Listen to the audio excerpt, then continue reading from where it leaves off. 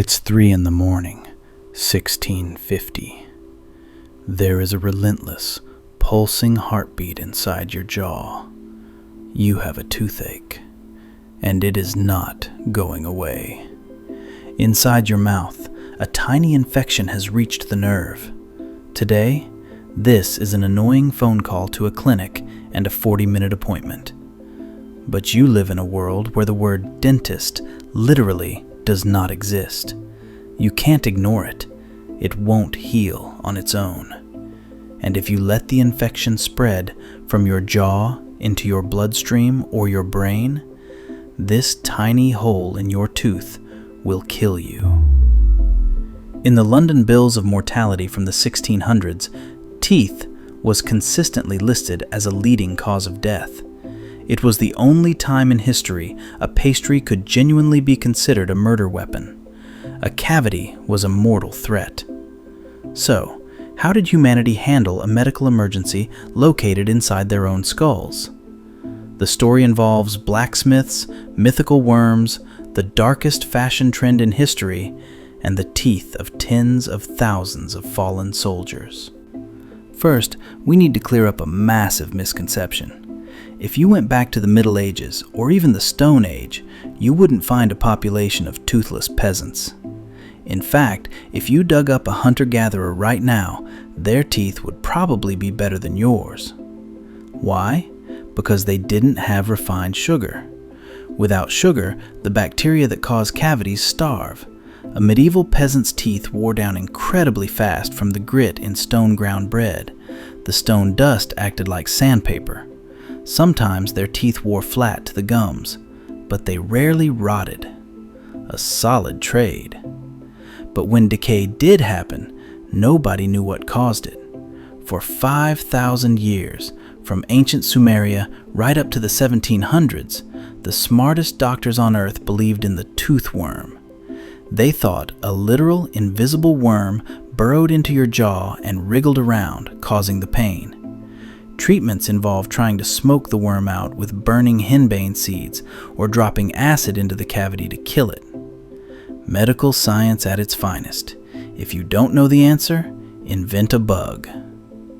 When the magic smoke didn't work, there was only one option left: extraction. Remember the barber-surgeons from our first episode? They pulled teeth too. But the real showmen were the traveling tooth drawers. They set up stages in town squares, specifically hiring musicians to play drums as loudly as possible, to drown out the screaming. The first medical procedure that doubled as a concert. Their favorite tool was the dental key. It looked like a metal claw attached to a cross handle. They hooked the claw over your tooth and then they twisted, like opening a bottle of wine, except the cork was bolted to your skull. Remember, no anesthesia. And the dental key didn't pull straight up. It rocked the tooth out sideways. It routinely shattered the tooth or broke pieces off the patient's jawbone. You survived the pain and prayed you survived the inevitable infection. This brutal system barely worked. And then the disaster arrived. In the 1500s, global trade brought a new luxury to the wealthy of Europe: refined cane sugar. And human teeth didn't stand a chance. Sugar was so expensive, it was a pure status symbol. The ultimate sugar addict was Queen Elizabeth I. In 1598, a German traveler named Paul Hensner finally met the legendary queen and noted in his diary that her teeth were completely black. Her mouth was entirely rotting. But because the queen had black teeth and only the rich could afford sugar, black teeth became a fashion statement. People with healthy teeth started rubbing soot and coal onto them to look like they were wealthy enough to be actively decomposing. Fashion is historically immune to logic. Once the rich rotted their teeth out, they wanted new ones. You've probably heard George Washington had wooden teeth. That's a myth. Wood rots in saliva. High-end dentures were carved from hippopotamus ivory and fitted with actual, real human teeth. Which raises a terrible question. Where do you get thousands of fresh human teeth? Grave robbers. Resurrection men made fortunes sneaking into cemeteries at night to pull teeth from the freshly buried. It was a lucrative, entirely underground supply chain. But the demand was just too high until 1815, the Battle of Waterloo. A single day of fighting left tens of thousands of men dead on the field. Before the smoke even cleared, scavengers were on the battlefield with pliers.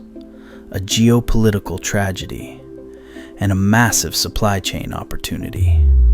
They pulled millions of teeth. They shipped them to London in barrels. For decades afterward, the absolute highest quality dentures you could buy were proudly advertised as Waterloo teeth. Actual dentistry, saving teeth instead of pulling them, took centuries to invent. In 1728, a French surgeon named Pierre Fauchard published a book that changed everything. He figured out how to make fillings from lead. He was the first to tell patients to sit up in a chair instead of pinning them to the floor. He became the father of modern dentistry. But it wasn't until the invention of Novocaine in 1905 that going to the dentist stopped being a test of human endurance. Today, you sit in a padded chair. The light flicks on. You hear the high-pitched whine of the drill. It's an unpleasant sound. It makes you tense up. You hate going to the dentist. But you only hate it because it's an inconvenience. Your ancestors hated it because it was a horror show. The upper roots of your teeth sit mere millimeters from your sinus cavity and your brain. Before antibiotics, a dental abscess wasn't just painful, it was a direct, undefended highway for infection to reach your brain or stop your heart. Your mouth was basically a loaded weapon pointed at your own head. Every cavity was a roll of the dice. The 2 minutes you spend brushing your teeth every night isn't just about keeping your smile bright. You are performing routine maintenance on a biological vulnerability that killed millions of people before you. The toothbrush is a survival tool. We conquered the toothworm. We retired the blacksmith's key. We turned a mortal threat into a Tuesday afternoon chore. We finally cured the pain. Now, the only thing that terrifies us is the bill. If you enjoyed this, you'll want to know how sailors survived the sea before anyone knew about vitamins, a disease that killed more men than every war at sea combined. Subscribe so you don't miss it.